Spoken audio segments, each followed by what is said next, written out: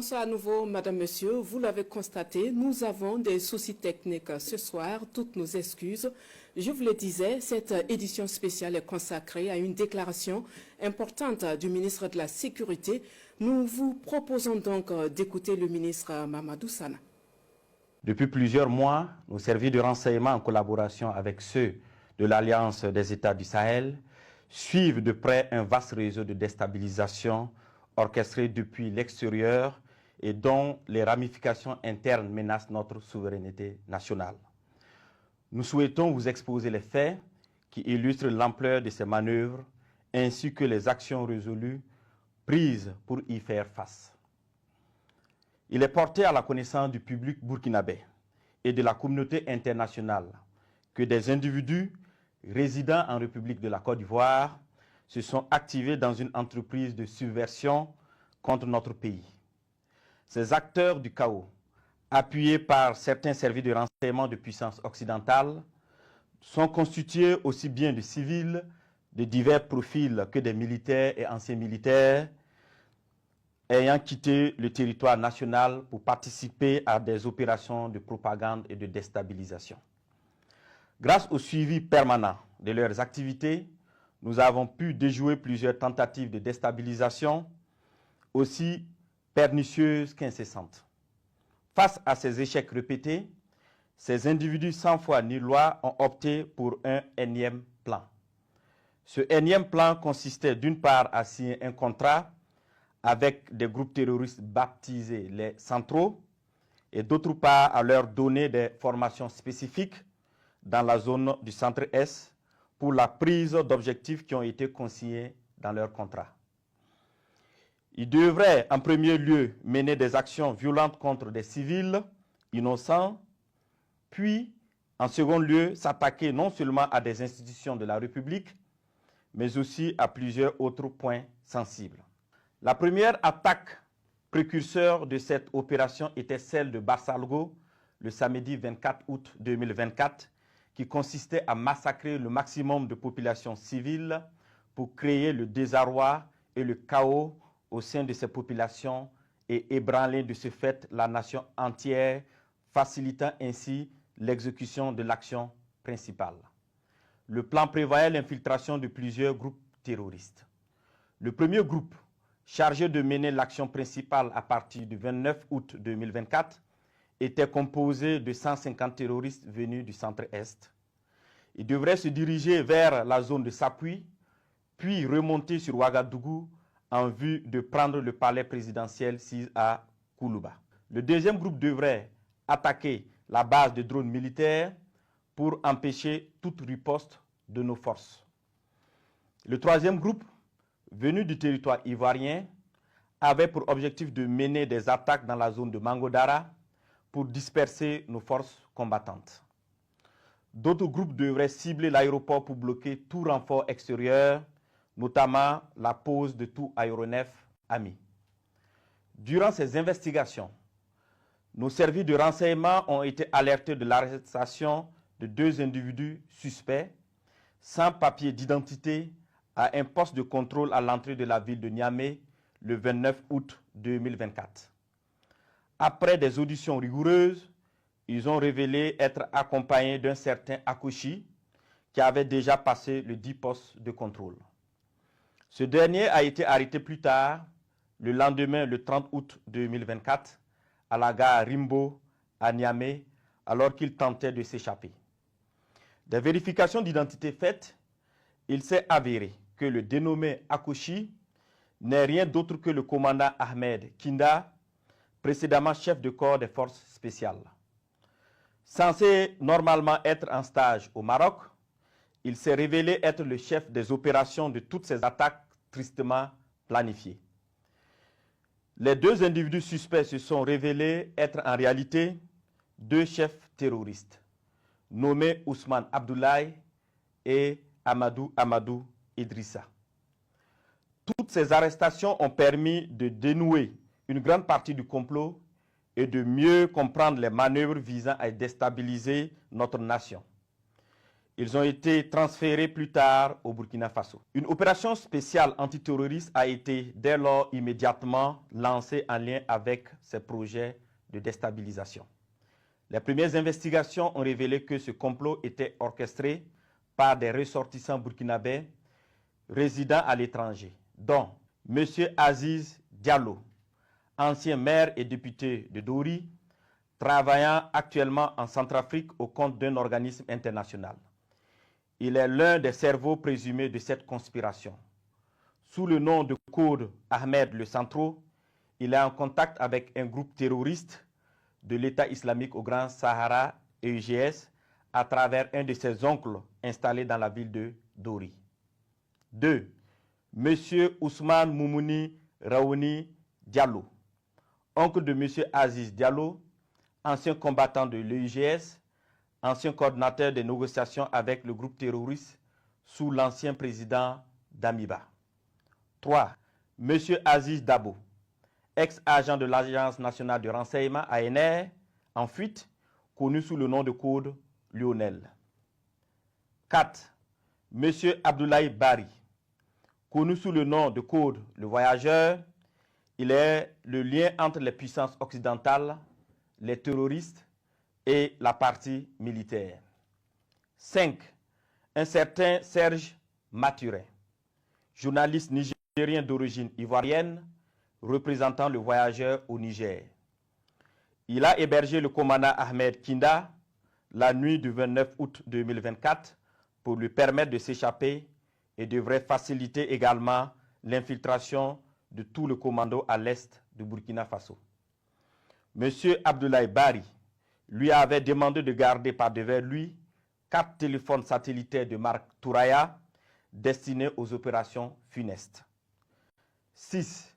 M. Djibril Yipene Bassolé, ancien ministre des Affaires étrangères du Burkina Faso. 7. M. Newton Ahmed Bari, ancien président de la CENI. 8. M. Alpha Bari, ancien ministre des Affaires étrangères du Burkina Faso. 9. Le commandant François Zungrana, alias César. 10. Le commandant Herman Zongo, qui renseignait sur les positions des vecteurs aériens et des mouvements de l'armée. 11. Le commandant Joanny Compori, ancien directeur général de la SONABI, qui recherchait des drones kamikazes. 12. Le colonel Zala, travaillant dans le système des Nations Unies en Centrafrique. 13. Le lieutenant-colonel Paul-Henri Sandago Damiba, alias le Patriarche, qui dirige le volet militaire de ce complot. 14. Le lieutenant-colonel D. Romeo Woba, alias Rodriguez, qui est le chef du centre des opérations à Accra. 15. Plusieurs autres officiers à l'extérieur du pays sur lesquels les investigations se poursuivent. Ces déstabilisateurs, en collaboration avec des complices à l'intérieur du pays, menaient des actions de désinformation massive et utilisaient des pratiques occultes pour s'aimer la confusion et la division. Plusieurs marabouts ont été consultés par M. Abdoulaye Bari, alias le Voyageur, qui s'est fait aider par le sergent-chef Tendano, alias Taylor, ancien élément des forces spéciales qui sera arrêté plus tard par nos services de renseignement. Ce dernier donnait des renseignements à l'ennemi et avait en charge de recruter des éléments pour les opérations de déstabilisation. Il a en outre pris contact avec son père, marabout très connu dans la zone de Bogandé, afin qu'il travaille à ce que les infiltrations des terroristes se passent très bien. Suite à l'arrestation du commandant Ahmed Kinda, alias Akoshi, et des 2 chefs terroristes, il avait été convenu dans un premier temps de ne pas divulguer l'information pour permettre ainsi nos services de découvrir toute l'étendue du réseau. Les communications interceptées ont révélé l'implication de plusieurs opérateurs économiques dans le complot. Des enregistrements de ces communications seront bientôt diffusés au public dans les prochains jours. D'autres leaders de la société civile participant aux échanges via un groupe WhatsApp dénommé IB Dégage sont également impliqués dans cette vaste entreprise. La plupart des réunions de planification se menaient au Ghana, dans le quartier Ashimota, à l'hôtel Jidi Lodge à Accra. Certaines autres réunions se menaient à Tamale, en présence de M. Abdoulaye Bari, alias le voyageur, et du lieutenant-colonel D. Romeo Woba, alias Rodriguez. Dans un second temps, il avait été convenu que le commandant Ahmed Kinda, alias Akouchi, le sergent-chef Tendano, alias Taylor, et les deux chefs terroristes, accompagnés de l'une de nos équipes, montrent le site de stockage de leurs équipements et de leurs matériels divers. Ce lieu, sous la garde des terroristes à la solde du commandant, a été localisé non loin de la ville de Tenkodogo. Une fois sur place, ceux-ci ont tenté de s'échapper, mais des échanges de tirs sont suivis, au cours desquels ils ont été neutralisés en sus de plusieurs autres terroristes. Les autres déstabilisateurs, loin d'abandonner leur funeste entreprise, ont décidé de peaufiner un nouveau plan lors d'une réunion qui doit se tenir normalement au Nigeria le 27 septembre 2024. Il s'agira pour eux de recruter de nouveaux terroristes, en sus de recruter 500 mercenaires en provenance d'un pays européen pour des attaques à grande échelle à Ouagadougou visant à semer la terreur. Toujours dans leurs prévisions, ils ont décidé de tuer tous ceux qui s'opposeraient à leur action en faisant référence aux populations dans le cas où elles se révolteraient. Ainsi, pour préserver leurs familles et leurs proches de toutes les représailles des populations contre eux, ils ont décidé que chacun d'eux exfiltre sa famille et ses proches avant le début de leur opération. Grâce aux informations recueillies, nous avons pu identifier les participants prévus à cette réunion de coordination à venir au Nigeria, parmi lesquels devraient figurer 1. Le commandant Ahmed Kinda, alias Akouchi. 2. M. Abdoulaye Bari, alias le voyageur. 3. L'ancien DG adjoint de l'ANR, radié des cadres des forces armées nationales, M. Ouedraogo Sekou. Le lieutenant-colonel D. Romeo Woba, alias Rodriguez, ainsi que des personnes issues de ce pays frère qu'est le Nigeria, qui sont impliquées dans cette sinistre entreprise. Tous devraient faire jonction avec M. Gibril Yipene Bassolé et certains éléments des services de renseignement occidentaux. Fort de ces informations avérées et au regard de la gravité extrême de ces actes, il a été décidé de maintenir l'opération spéciale afin de neutraliser toute personne qui tenterait de semer le chaos dans notre pays. Des instructions fermes ont été données pour rétrocéder au service de renseignement burkinabé l'ensemble des dossiers initialement judiciarisés afin de reprendre les auditions. À l'endroit des familles et des proches de ces terroristes, il leur est conseillé de les dénoncer, de les dissuader de poursuivre dans cette voie destructrice et de se départir formellement de toute action subversive.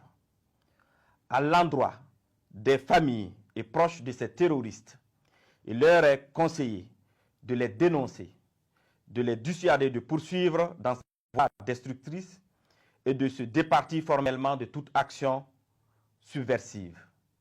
La récréation est terminée. Je répète, la récréation est terminée.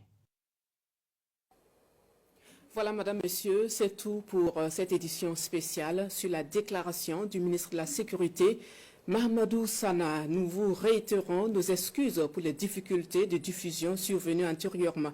Merci pour l'écoute et de votre fidélité à la RTB. Bonsoir.